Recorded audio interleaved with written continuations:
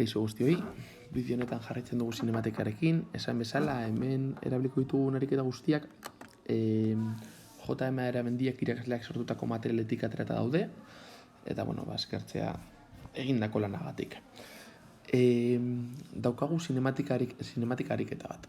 Eta esan bezala, ariketa hauekin hau izango da jarraituko dugun prozedura. Lehenik eta behin buruketa mota identifikatu, kasu honetan dakigunarekin HZU edo HZU daukagun, horretarako jakin barko dugu abiadura konstantea den odez, gero egingo dugu honen marrazkitxo bat, eta baita ere idatziko dugu buruketa mota horreri dagozkion higidura ekuazio orokorrak.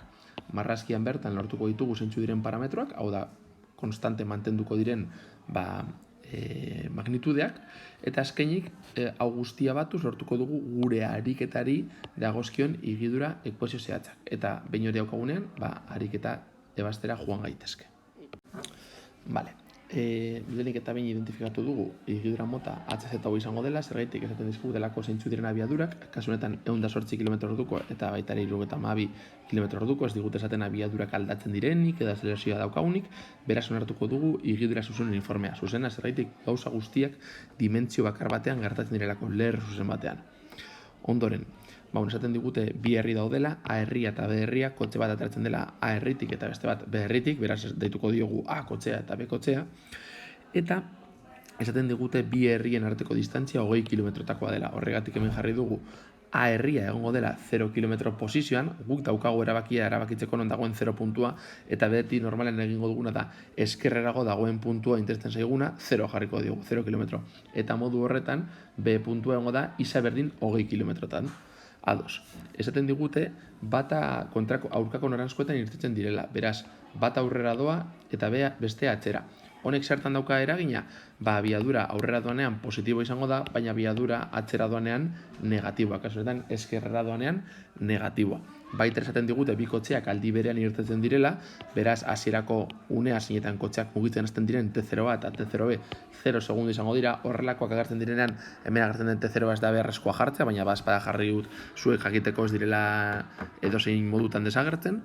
Eta orduan egin bar duguna da orain, higidura ekuazio honetatik zeinetan dauzkagun hasierako gauzak eta parametroak, falta zaigu parametro bat esatea. A kotxearen hasierako posizioa izango da 0 kilometroa eta B kotxearen hasierako posizioa izango da 20 kilometro. Hemen beltzez jarri duguna ez da kotxearen hasierako posizioa baizik eta gure ardatzean puntu hau dagoela 0 kilometroan eta puntu hau dagoela 20 kilometrotan.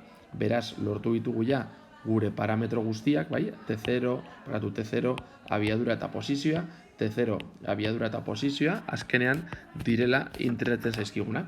Orain egingo du higidura ekuazioa A kotxearena, higidura ekuazioa B kotxearena, eta ondoren ariketa ebatziko dugu. Fijatzen bagara, sartu ditugu datuak, fijatzen bagara guztiari gara egiten bai kilometroetan eta baita ere orduetan, bale? Kontuan izan behar dugu ez dugula kilometro eta orduetan, ez dugula metroetara eta segundotara pasatu. Galdera askotan izaten da, eta noiz egin dezakegu eta noiz ez, izaten da, konstante unibertsalen bat agertzen denean, ezin dugu erabili edozi unitateak, eta erabili behar ditugu, sistema internazionaleko unitateak. Gainontzeko ariketetan, koherenteak izan behar gara, ni gauza guztiak kilometrotan sartzen badut, aterako duan emaitza kilometrotan adierazita egongo da. Dena den, liatzen bazarete horrekin, aldatu gauza guztiak metroetara, segunduetara, eta modu horretan beti asmateko duzue, naiz eta batzuetan bidea luzeagoa izan.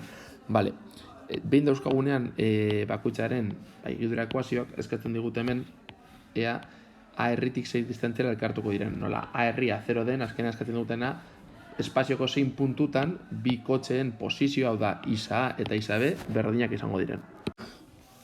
Esan bezala, galdetzen digutena da, ea biak noiz topatuko diren, kasu honetan, esarri behar dugun baldintza da, haren posizioa eta beren posizioa berdina izatea, haren posizioaren ekuazioa hau da, beren posizioaren ekuazioa hau da, beraz berdintzen ditugu, geratzen zaigu lehenengo mailako ekuazio bat, eta lehenengo mailako ekuazio hori ebasterakoan lortzen dugu, zein izango den denbora, zeinetan bi kotxeak elkartzen diren. Eta gogoratu nola kilometroetan eta orduetan jarri dugun, emaitza orduetan ateratzen zaigu. 0,1 ordu. Gutxi gora bera 400 segundu dira, dinot, emaitzekin konparatzeko. Eta baina hau daukagunean, denbora hau sartu ezakegu edo bai haren posizio ekuazioan edo beren posizio ekuazioan, bietan berdina lortuko genuken, baina bakarrik sartu dut lehenengoan errezagoa delako, eta jakiteko zein posizioetan elkartzen diren, sartu behar duguna da ekuazioan lortu dugun denbora, kasuetan 0,11, berriz ere orduetan sartuta, 208 eta emaitza da 12. Hau da, A kotxearen posizioa emetik neurtuta izango dira 12 kilometro, elkartzen direnean, begiratu. 20 kilometro bat ziren, izango da gutxi gora bera, hemen topatuko dira bi kotxeak. Galdera da, A herritik zein distantziara elkartuko dira. Nola A herria isa berdin 0 den, emaitza hau, ondo dago. Imaginatu beste bat izango balitz, begiratu barko genuke, ea kenketaren bat egin barko bagenu edo ez. Eta azkenik, zenbat denbora pasatu da bi autoak elkartu arte, hori izan da horretik aukera kalkulatu duguna, hau da, 0,11 ordu edo 400 segundu.